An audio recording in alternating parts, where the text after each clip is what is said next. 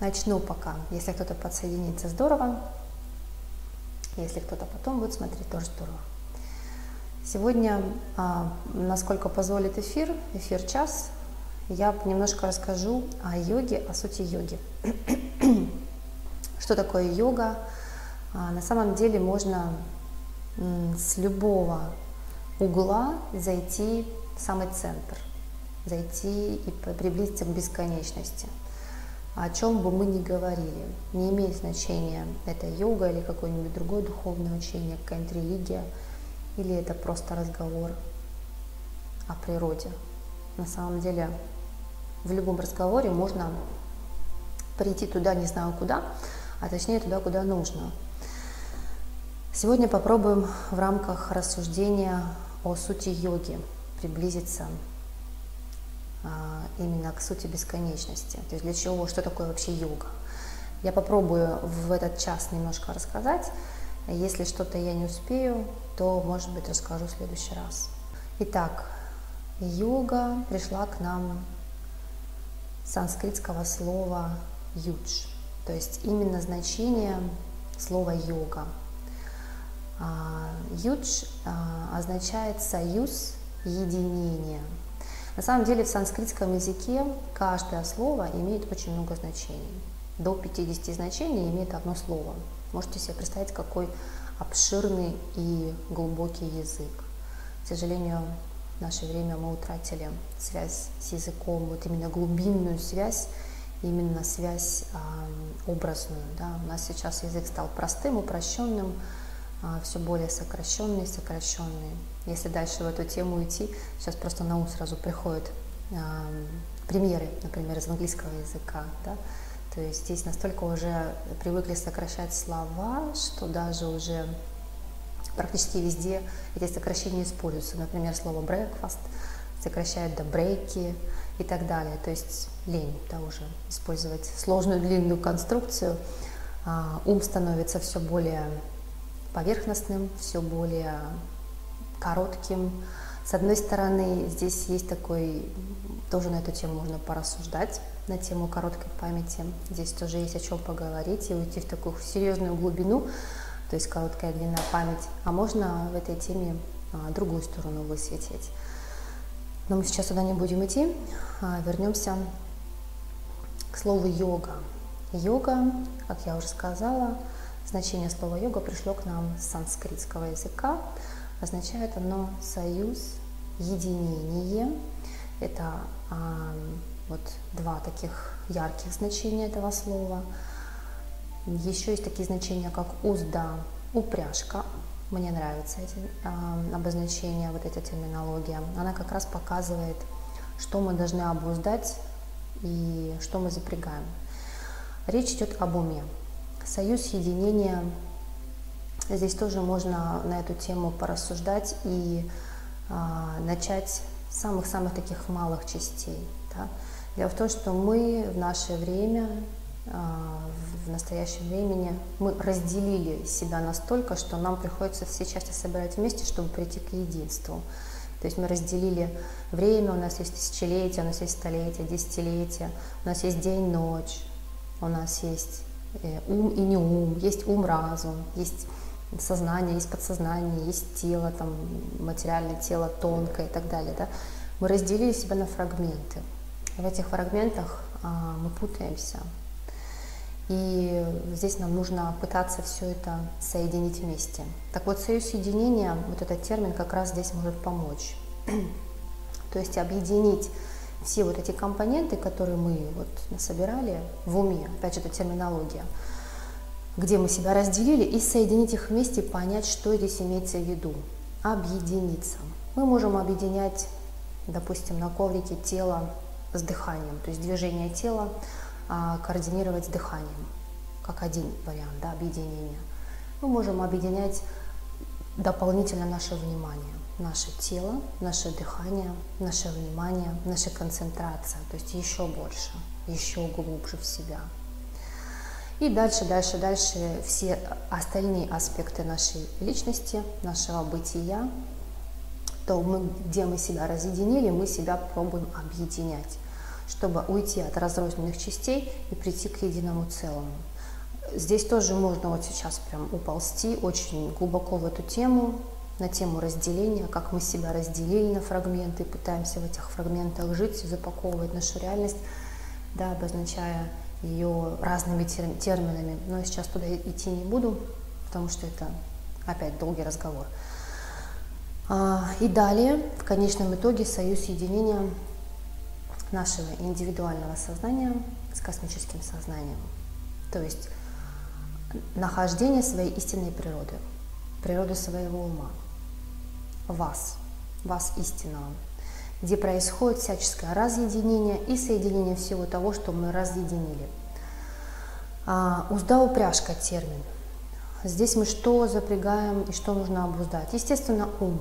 Когда мы начинаем анализировать, мы начинаем смотреть на нашу жизнь, мы видим, что все беды, все горести от нашего ума. И чтобы лишиться, так сказать, бед, избавиться от бед, это нормальное, естественное стремление человека улучшить свою жизнь, мы начинаем работать с нашим умом, начинаем за ним следить, начинаем искать причины. Да? То есть здесь нам требуется обуздать ум. То есть здесь тоже можно уплыть в эту терминологию и так хорошо порассуждать на эту тему по поводу обуздания ума. А на самом деле все эти термины, они об одном и том же говорят. Что союз единения, что узда-упряжка. Все говорится об одном и том же, о состоянии нашего ума. Потому что ум – это ключ, это корень, который лежит в основе всяческого разъединения, разделения. Все, что мы видим как разделенное, это существует всего лишь в нашей голове, в нас, внутри, в понятиях, в нашем уме. Поэтому все, что бы мы ни встретили, любые формулировки, они все относятся к уму. То есть перестать разделять и соединить все противоположности. Сложно сказать, когда йога к нам пришла, прям вот так вот раз и пришла.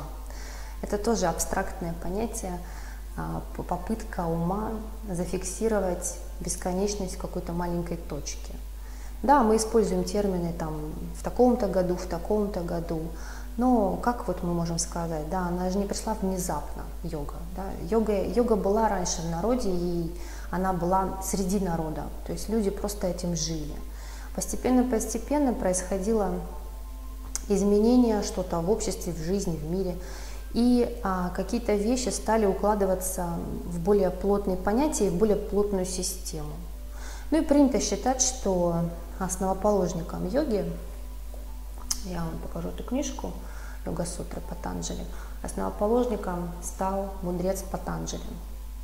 По некоторым источникам он жил 5000 лет до нашей эры, по другим источникам он жил 20 тысяч лет до нашей эры, то есть мы не знаем точной даты. Но считается, что этот мудрец, он как бы был первым, кто запаковал йогу в некоторую систему. И то, если мы начинаем читать его книгу, здесь она достаточно система еще такая гибкая. То есть сейчас современные источники ее еще больше уплотнили, еще больше сделали структурированной. То есть структура, да? Структура с одной стороны хорошо, с другой стороны это грубое разделение. Поэтому считается, что Патанджали был первым мудрецом, который объединил все, что было в народе, все, чем жили люди, объединил в некую систему в виде сутр. Сутра – это короткое изречение, которое выражает основную суть. Здесь тоже сразу приходит на ум интересное сравнение. Да? Вот есть короткое изречение, которое выражает всю суть. Да? Тоже можно сказать, чем краткость сестра таланта. Да? То есть чем лаконичнее мысль, тем глубже можно уйти туда, куда нужно уйти. Да? Мы сейчас используем много слов, чтобы описать краткость. Здесь тоже такой момент интересный. Да? Это я к вопросу о том, что я в начале нашей беседы сказала о том, что термины, да, мы сейчас используем, сокращаем, язык сокращается. То есть здесь тоже момент такой, видите, двоякий. С одной стороны, можно кратко выразить суть и в эту суть погрузиться туда, куда нужно, а можно развести его такую воду из слов и ничего не понять. Поэтому все, с чем бы мы ни сталкивались, всегда нужно помнить одно правило соединения противоположностей. Всегда будет и да, и нет одновременно. Оно всегда сосуществует вместе. Невозможно на что-то конкретно сказать да или нет. Всегда у нас нужно что-то иметь в виду, чтобы доказать, что это да, и что-то иметь в виду дополнительно, чтобы доказать, что это нет. Вот. Далее, то есть, возвращаясь к теме йоги, сейчас в современном мире знаем йогу как упражнение в зале. Кто-то знает йогу плюс как еще дыхательные техники. Кто-то знает йогу дальше, еще глубже, да, как медитативные техники.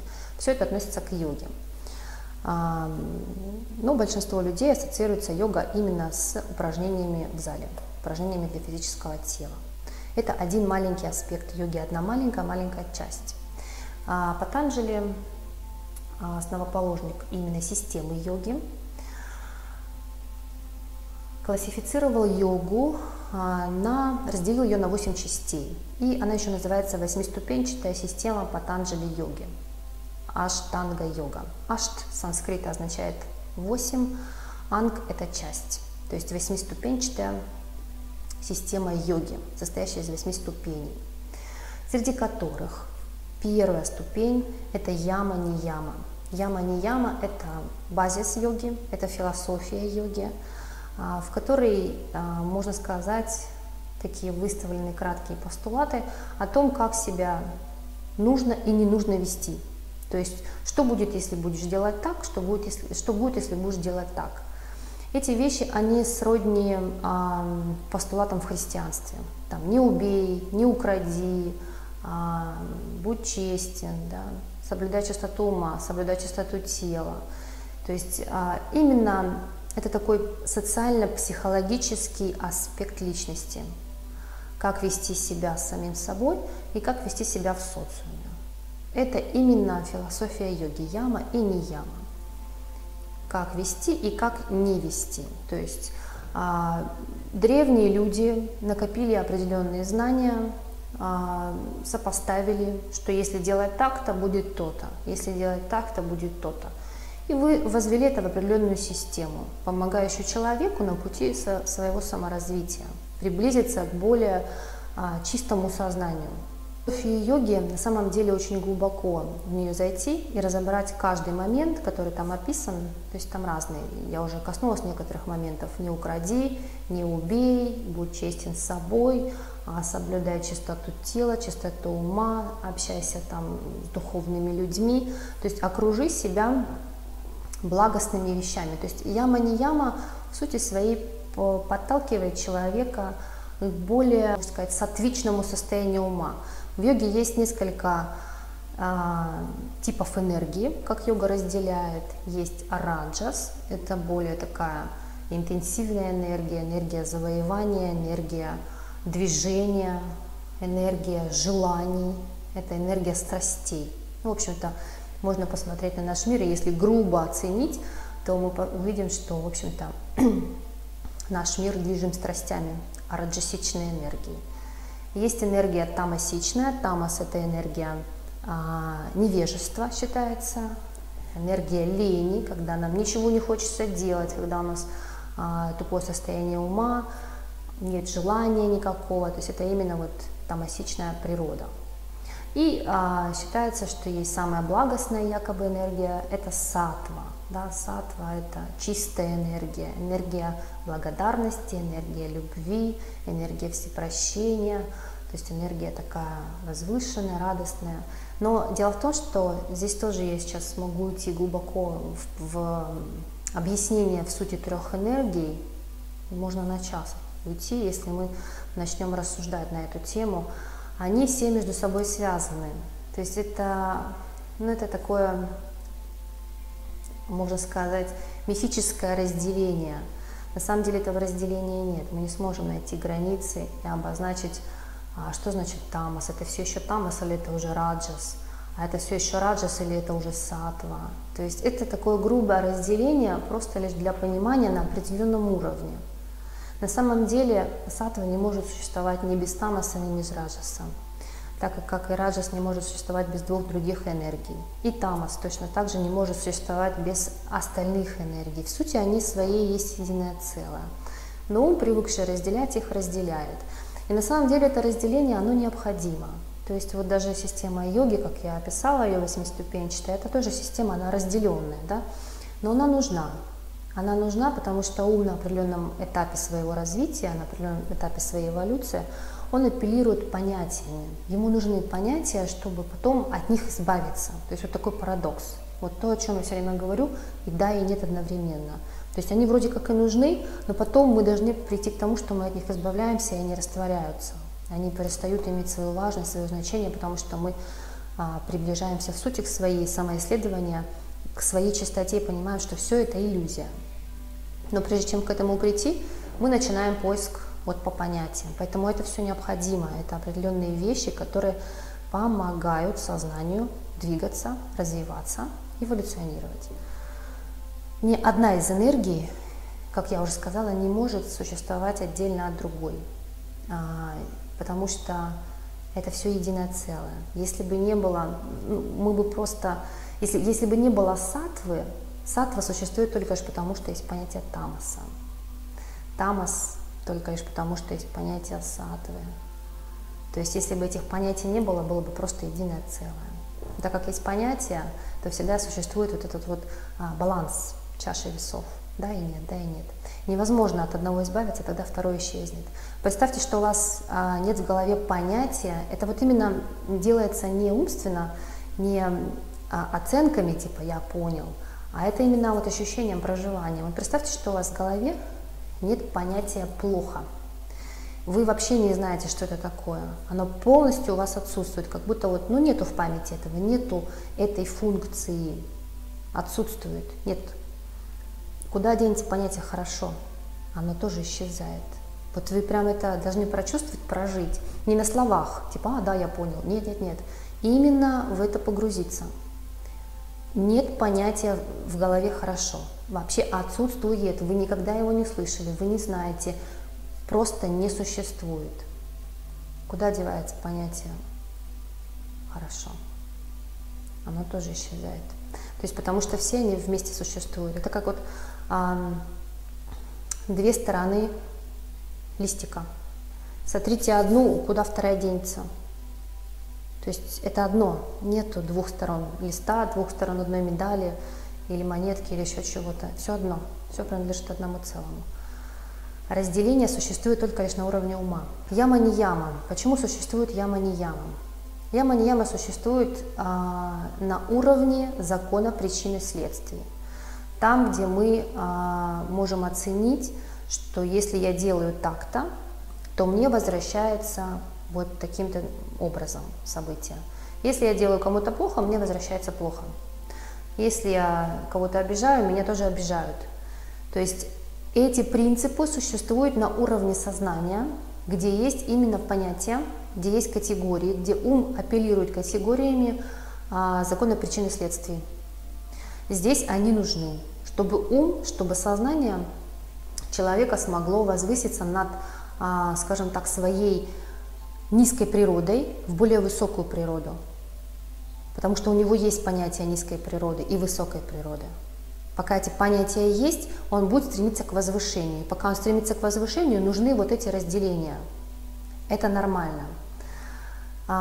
Поэтому здесь существует яма-нияма, где говорится о том, не убей, не укради, будь правдивым, да, соблюдай чистоту тела, соблюдай чистоту ума, сознания, общайся с нужными людьми.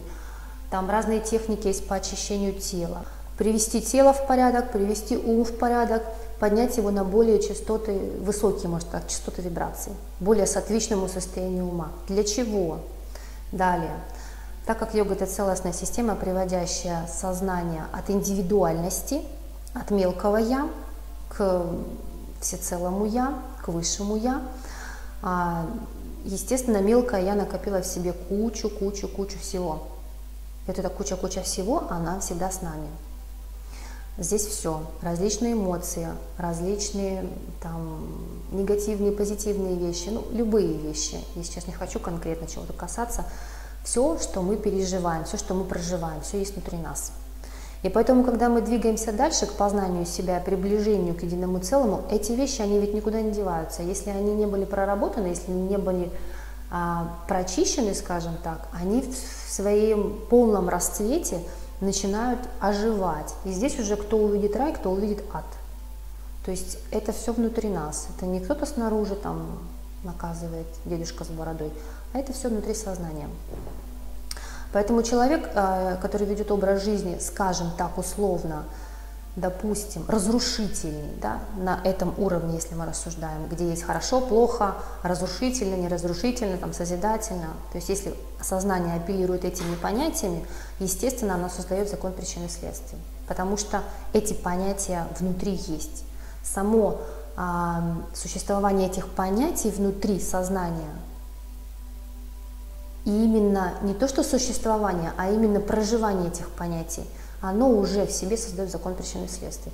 Поэтому, чтобы из него выбраться, мудрецы составили вот такую систему, да, систему йоги, систему, опять же, философии йоги, где мы стараемся не причинять вред, не врать, соблюдать чистоту, быть бережными по отношению к окружающему миру, к людям, к себе, не насилие и так далее. Чтобы мы, потому что наверняка каждый из вас замечал, когда вы начинали или начинаете, или может быть сейчас в этом процессе самоисследования, вы видите, как многие вещи вам как бы отображаются, возвращаются. То есть делаешь кому-то плохо, и тебе плохо. Что-то сказал, и тебе также. То есть начинаешь видеть, как это происходит. И вот яма не яма, это как раз момент, который позволяет сознанию возвыситься над своей, скажем так, скотской природой, животной стихии, более высокие частоты. На этом уровне возникают различные школы, типа привлечь там мужа в свою жизнь, привлечь деньги в свою жизнь, привлечь там позитивные события, давайте там медитировать на радость, на счастье, еще. То есть все себе. Здесь еще есть, надо понять, что суть йоги это, я уже к этому коснулась немножечко, да, суть йоги это вот отойти от мелкого я и прийти к всецелому я. А если мы начнем яму не яму глубоко разбирать, мы можем это сделать, может быть в следующий раз я разберу, то здесь тоже все многогранно. Яму не яму можно понимать и как всецело, а можно понимать как мелкая личность. Поэтому на первых этапах возникает у личности стремление, опять же, все себе.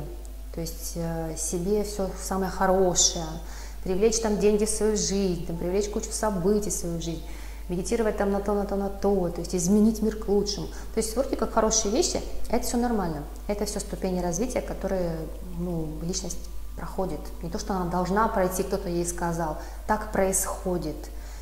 Так происходит само. Никто никого никуда не толкает, и никто никого там не записывает под запись, там прошел ты свои эти шаги, которые должен пройти или нет. Это все внутри сознания. Далее вы проследите вот взаимосвязь, да, вот этих частей. Далее идут асаны. Вообще считалось в древности, что к асанам не допускали человека, пока он не утвердится в яме не яме.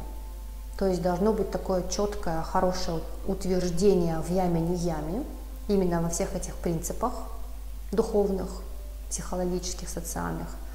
И только потом разрешалось приходить заниматься асанами. Почему? Все очень просто. То есть, смотрите, сначала идут асаны, сейчас немножечко уйду, потом вернусь к яме не яме. Асаны для чего? Асана – это положение тела. То есть мы начинаем работать с телом, с грубой энергией сначала. Грубая энергия – это вот материальное тело. Материальное тело – это уплотненная энергия ума, это проекция ума. Мы начинаем с ней работать, начинаем приводить ее в порядок, чтобы она была гибкая, чтобы тело было гибкое, здоровое, чтобы мы могли сесть и глубоко погрузиться в себя. Начать работать уже с более тонкими психическими энергиями. Опять же, я сейчас использую много терминов, но они пока нужны. И представьте себе сознание, которое живет вот такими бурными эмоциями, разрушительными эмоциями, прямо будем так говорить. там, гнев, злость и так далее. Естественно, садясь в медитацию, погружаясь более глубоко, что он там встретит, какой опыт.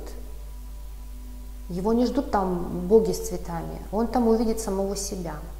И вот это вот все, что в себе он носил, вот это тонкое, оно там будет отображаться в виде опыта, вот, который он получит. И поэтому для этого нужна яма не яма. Яма не яма, чтобы человек просто не испугался и ну, с ужасом там, с ума не сошел. К примеру, ну это я сейчас шучу. То есть яма не яма подготавливает человека к более глубокому погружению в себя же. Поэтому необходимы вот эти психологические аспекты личности. Необходимо было в них утвердиться и только потом заниматься йогой. То есть потом асаны идут, это подготовка физического тела, чтобы ты сел спокойненько, ножки скрестил, глазки закрыл, и тело тебе не мешало. И погружаешься в себя. Но здесь начинает мешать не тело, а внутренние тараканы. И вот эти внутренние тараканы, весь негативный опыт накопленный, он, естественно, расцветает. Это очень легко понять, проанализировав наши сны, то, что называется сновидениями. Проанализировав то, что мы испытываем в сновидениях. Весь наш опыт, все там, все наши переживания, все то, что мы боимся выпустить наружу, все то, что мы закопали под ковер как мусор, все то, от чего мы отвергли, что мы отвергли от себя. Все это расцветает в сновидениях в виде наших образов. Наше подсознание, наше сознание, наш ум, как хотите, то же самое показывает нам же, себе же самому, то, что мы в себе носим. А медитация, она ничем не отличается. То есть поначалу будет понятие, что есть медитация, есть не медитация. На самом деле нет этих понятий медитация, не медитация. Сел, закрыл глаза или лег, закрыл глаза, это одно и то же. Не сел, ходишь, глаза открыты или закрыты, это одно и то же. Но это уже дальше, это уже следующий уровень. Это сейчас немножко в это погружаться не буду, но так, немножко касаюсь.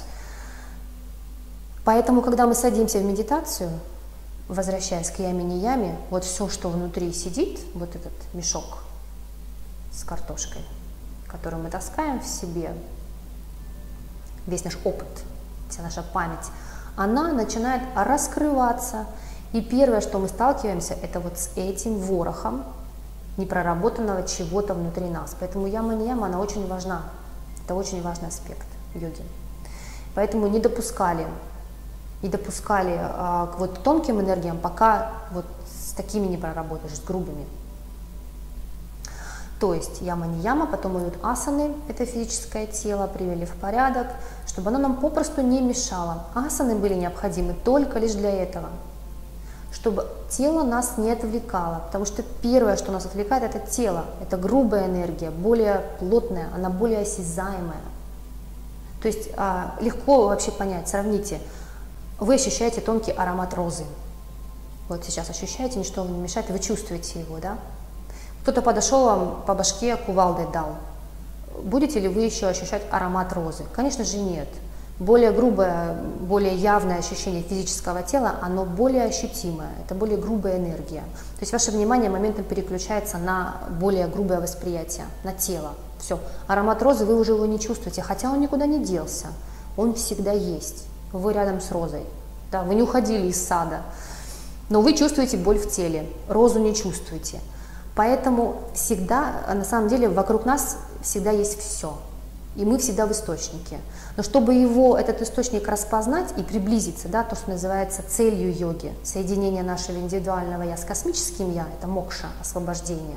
Конечно, цель йоги называется мокша. Чтобы к этому прийти, мы должны от грубых ощущений идти более тонкие.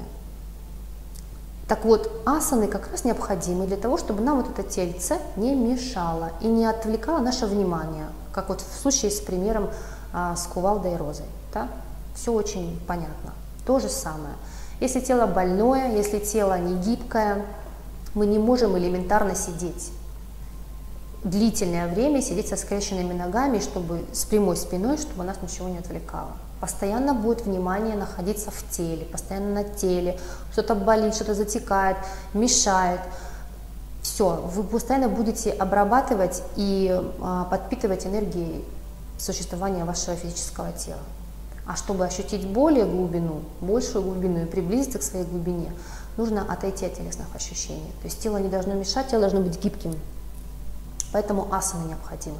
Затем следующая ступень – пранаяма. Пранаяма – это дыхательные техники. Их много в йоге. Суть пранаям – накачать тело энергией. И конечная суть пранаям – здесь даже можно уже из самой пранаями дальше не идти, в дальнейшей ступени йоги. Уже здесь можно осознать свою связь с источником, увидеть, кто дышит. И в асанах это можно сделать, и в яме-нияме это можно сделать. На любом этапе можно осознать свою связь. То есть, но это уже уровень, такой высокий уровень, когда вам уже все это не нужно. То есть вы просто на любом этапе, это уже не становится инструментом. На самом деле это не инструменты. То есть, но это понимается потом, что инструмент, он только вот это вы сам же инструмент и есть. Ничто внешнее не может вам дать того, что уже в вас есть. Пранаяма, возвращаюсь, переводится как прана-энергия, яма есть такой бог смерти. Используется такая терминология, интересное описание термина пранаяма, задержка дыхания, смерть дыханию. То есть задержка дыхания, смерть мыслям. Наверняка замечали, мы с вами практиковали некоторые пранаямы, когда мы делаем задержки, мы ощущаем, что мысли убегают. То есть дыхание прекращается, ум затихает, возникает состояние тишины, да, в голове вместе с задержками дыхания. Но это тоже определенный этап. Да? На самом деле мысли могут затихать и без задержек. То есть здесь не нужно привязываться. Сейчас я могу глубоко уйти в каждое описание, просто времени не так много. Я пытаюсь так хотя бы по вершкам пройтись. Итак, пранаямы, они необходимы для того, чтобы мы накопили уровень энергии определенный. Прана – это энергия, соответственно, пранаямы необходимы были для накопления энергии. То есть тело стало чистым, сосуд стал более чистым, и мы теперь в него можем накопить достаточной энергии, которая нам необходима для концентрации. Концентрация необходима, чтобы мы могли осознать свой источник. Наконец-то освободиться и увидеть, что вы есть чистое сознание. Для этого нужна энергия, то есть нужна концентрация. Для концентрации нужна энергия. Энергия нужна, откуда ее взять, если тело ворует энергию? Асаны нужны, правильно? Далее, яма-нияма, это мы сейчас в обратном порядке идем, тоже нужна для того, чтобы мы освободились от внутренних психологических моментов, которые воруют нашу энергию. Потому что любые привязки, желания, страсти, все это ворует энергию. И, соответственно, нет концентрации, нет осознавания себя. Поэтому все эти ступени, они нужны. Они показывают, да, на что идет растрата энергии и почему не получается осознать себя, почему постоянная дуальность, почему постоянное страдание. Все бонусы, которые описаны в пранаямах, я уже говорила на своих уроках, что это бонусы, это побочный эффект практики, это не цель. Это уже современные учителя, да, современное общество описало, то есть нашло здесь какие-то выгоды, нашло какие-то плюсы, чтобы, так сказать, человека привлечь, потому что в современном мире у нас все на тело. Все телу. Телу надо хорошо кушать, надо хорошо одеваться, телу нужно, чтобы там расслаблялось. И чтобы хоть как-то человека к этому приблизить, вот ему вот эти бонусы все расписали. Что пранаяма может там то-то, то-то, там избавление от токсинов, и будет вам счастье, и тело будет у вас гибкое, и здоровье у вас поправится. Только придите наконец-то хоть через это к этому. Но на самом деле так и есть. На самом деле так и есть, то есть как бы такая замануха человеку, чтобы он через это пришел к сути. А рано или поздно это произойдет. Яма-нияма сказала, асаны, пранаяма, далее пратьяхара идет. Пратьяхара – это отвлечение от объектов чувств. Тоже можно на эту тему прям целый час потратить и рассуждать, что такое пратьяхара, и прям вот уйти куда нужно. Здесь тоже много-много уровней можно понимать под этим. Да. Поначалу более грубые такие проявления – это отвлечение от желаний, которые нами владеют. Почему, да? Что за отвлечение? Зачем отвлекаться? Потому что все объекты, которые находятся вокруг нас, вокруг ума, они воруют нашу энергию. Ну, то есть не то, что воруют, мы тратим энергию на объекты чувств, на внешние объекты, потом на внутренние какие-то ощущения. То есть здесь тоже разная градация. Внешние объекты, потом внутренние образы в медитациях и так далее. Да? И все это тот момент, когда наше внимание вываливается из своего источника и находится где-то вовне. Поэтому пратихара – это как раз приучение ума отвлекаться от объектов чувств и находиться больше внутри себя. Здесь можно разные моменты использовать, например, мантры используют, мантропение. Да? По сути, своей мантра – это именно приучение ума к концентрации на чем-то одном. Различные техники концентрации на любых объектах, все что угодно можно использовать, просто точку нарисовать на стенке, какие-то символики можно, не имеет значения, вы их оживляете. Это не что-то извне волшебное, вы оживляете, либо умертвляете что-то вашим вниманием. Вовне ничего нет, это просто пустота. Пустоту оживляет наше внимание всегда. И любые техники концентрации, дыхание можно использовать, концентрация на дыхании тоже, да. То есть, смотрите, пратихара, она уже и в пранаяме есть. То есть, когда мы делаем пранаяму, дыхательное упражнение, мы концентрируемся на дыхании. Мы уже собираем все наши объекты чувств в кучку и концентрируемся на чем-то одном, то есть на дыхании. Можно концентрироваться просто на части тела и быть вот где-нибудь там в ладони или еще где-то, неважно. То есть это для чего это нужно? Чтобы ум в кучку собрать. То есть наш ум постоянно вот обрабатывает кучу информации извне. Вы можете понаблюдать за собой в обычной повседневной жизни, что с нами происходит. Что-нибудь делая, в голове куча мыслей, тело там само что-то по себе делает, не понять что. Мысль сначала там, потом тут, потом здесь. И как обезьянка. Ум постоянно скачет, как бешеная обезьяна, туда-сюда. То есть вокруг много информации, да? Привычка ума постоянно его обрабатывать, эту информацию. И у нашего ума есть 5 органов чувств, которые дают информацию ему.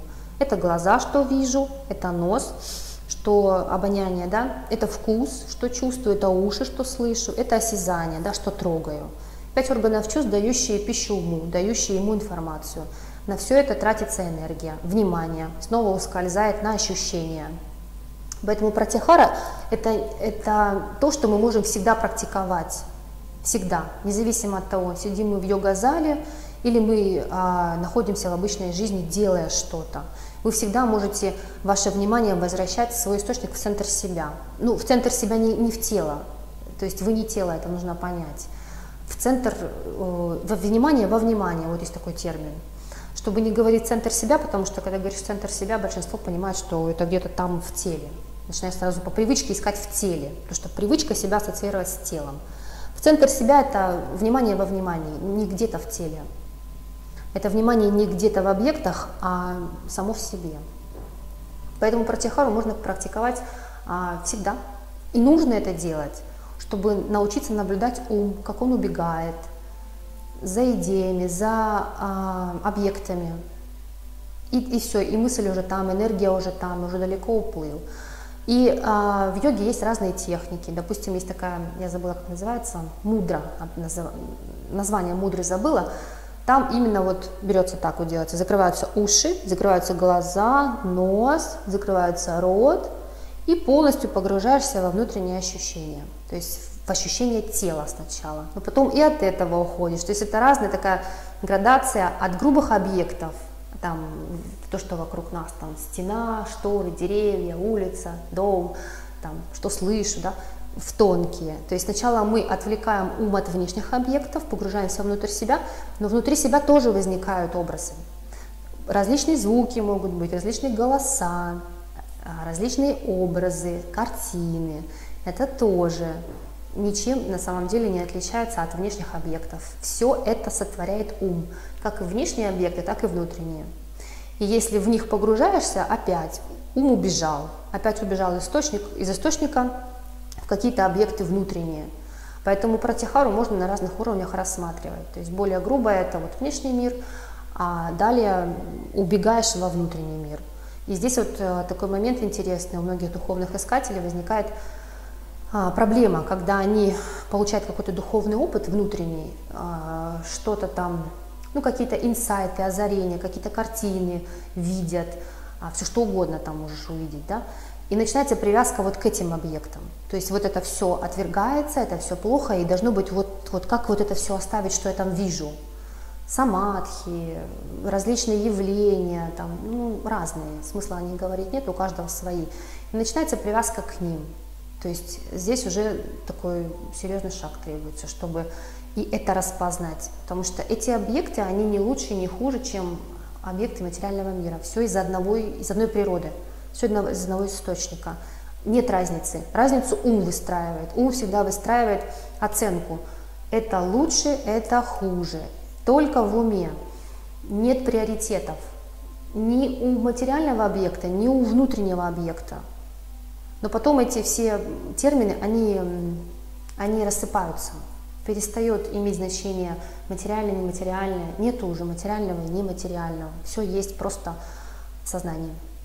И когда это познается, это уже на конечном этапе, тогда без разницы, на что сознание воспринимает.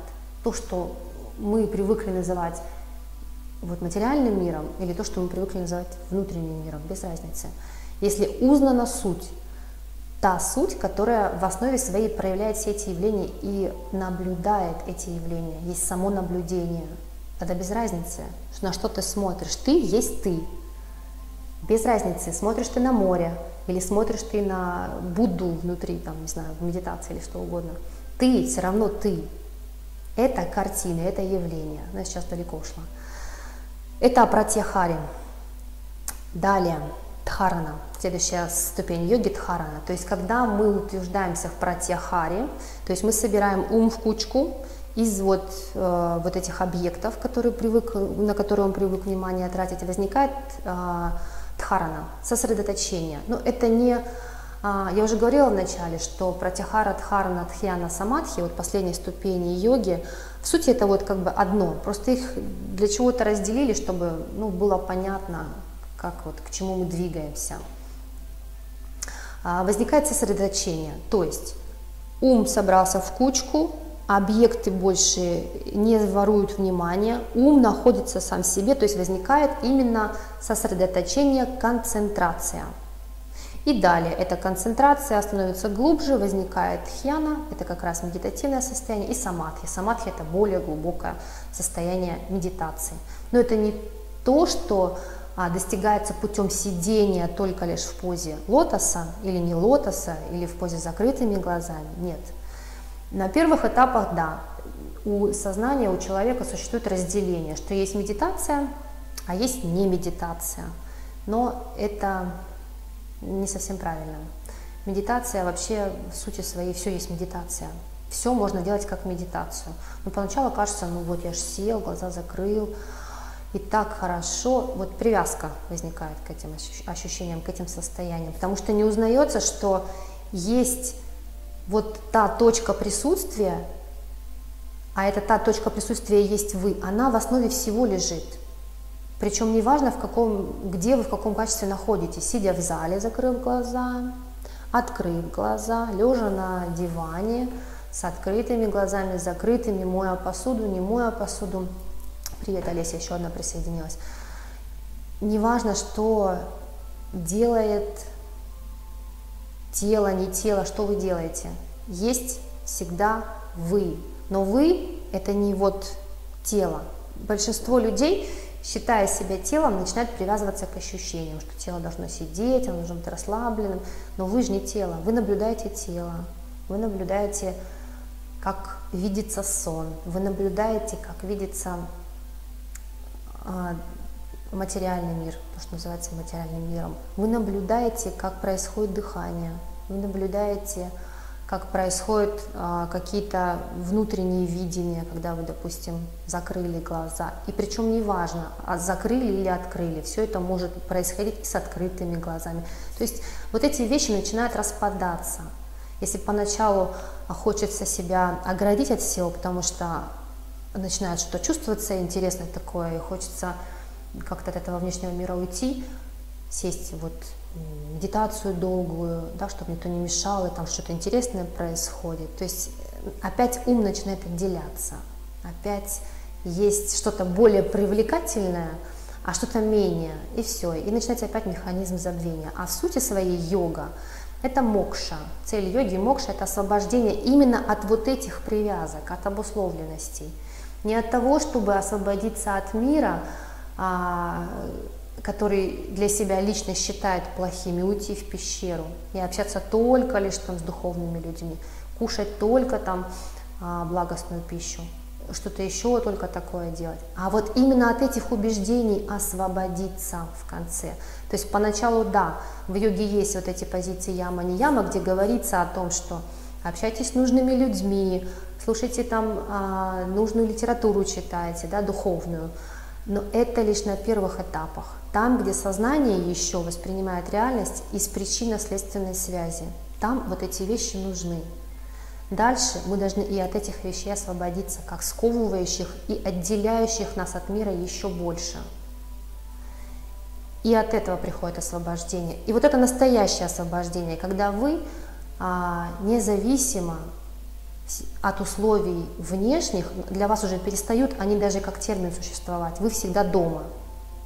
То есть термин внешнее, термин материальное, нематериальное перестает для вас иметь, не то, что вы перестаете его говорить, он перестает иметь для вас вес. То есть вы не выделяете приоритет. Нет приоритета, когда вы говорите внешнее или внутреннее. Нет приоритета, когда вы говорите материальное и нематериальное. Нету важности, нету чего-то более весомого и менее весомого. Вот где настоящее освобождение. Нету разницы, медитирую я, сидя в позе лотоса в зале, или я медитирую, моя посуду. Перестает вот эти вещи, они рассыпаются грани, которые мы выстроили. Что есть ночь, есть не ночь, есть бодрствование, не бодрствование, есть состояние медитации и после медитации. Вот где настоящее освобождение, когда вы освобождаетесь от вот этих концепций. Поначалу концепции, а потом от них освобождение. Вы можете о них говорить, проблемы нет в словах, но важно то, как вы это проживаете. Потому что вот здесь, кстати, очень такой интересный момент, который есть в яме-не-яме, это сатья, правдивость. Вот этот момент очень важный. Вот этот момент, который всегда должен быть. Быть честным самим собой. Вовне вы можете как угодно презентоваться, но вы никогда не уйдете от вашего внутреннего учителя. Ваш внутренний учитель – это ваш внутренний судья, это вы сами. И всегда быть честным, где я вру.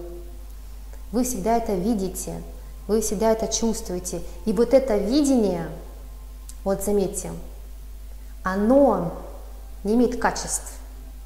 Вот это видение, которое видит, как возникает все, что угодно внутри вас, это и есть вы, это и есть ваш судья.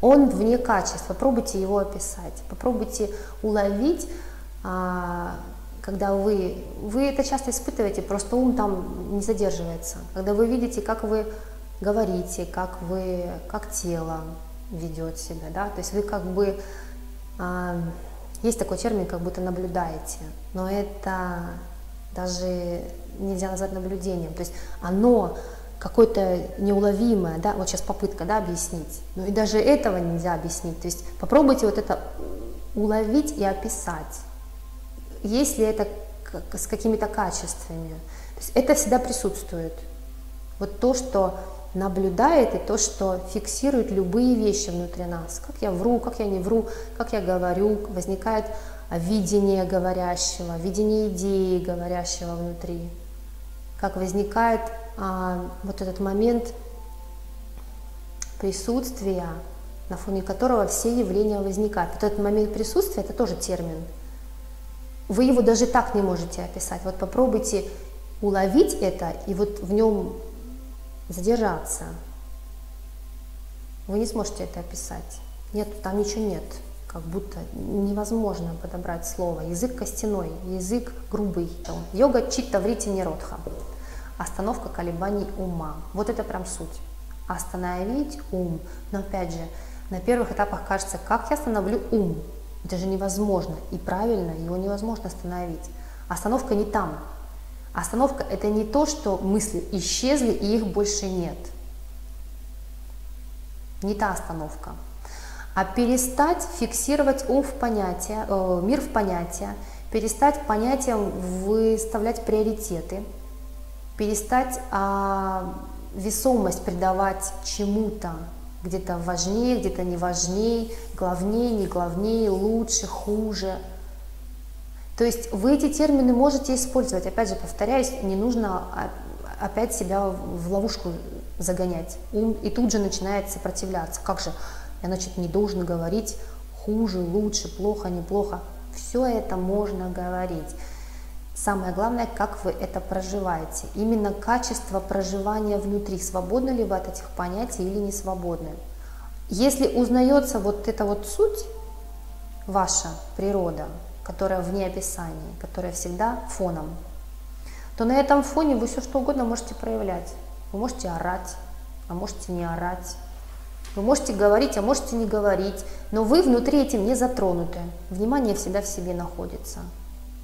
То есть эти вещи становятся короче.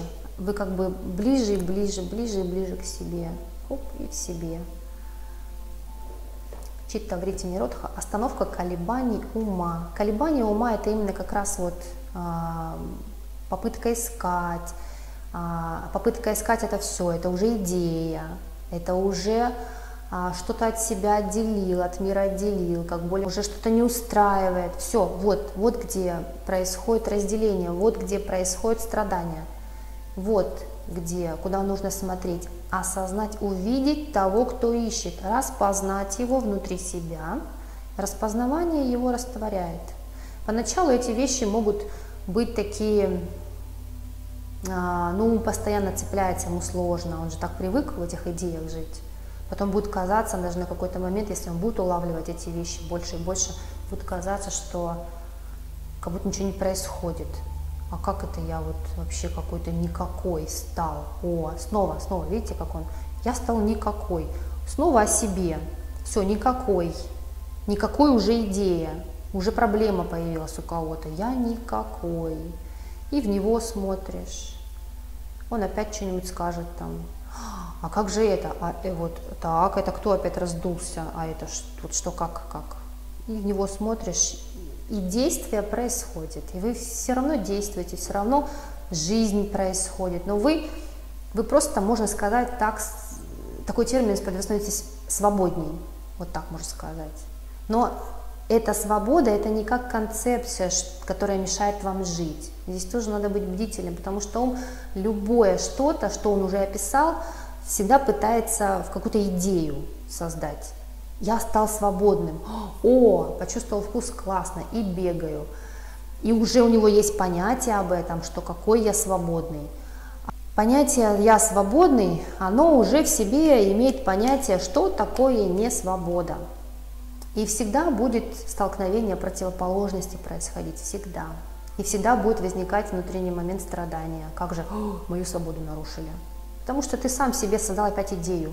Я свободный. Перестаешь объективизировать себя хоть как-то. Перестаешь хоть как-то себя объяснять. Поначалу есть объяснения, но их потом видишь. И видишь, что ты опять себя пытаешься через что-то опять объяснить, опять идею себя создать. Снова и снова смотришь. Оно короче. Все менее значимое становится, менее яркое. И ум чище, освобождается от всего этого надуманного. Вот суть йоги – освободиться от всех концепций, просветлить свой ум, избавиться от ложных понятий себя и мира.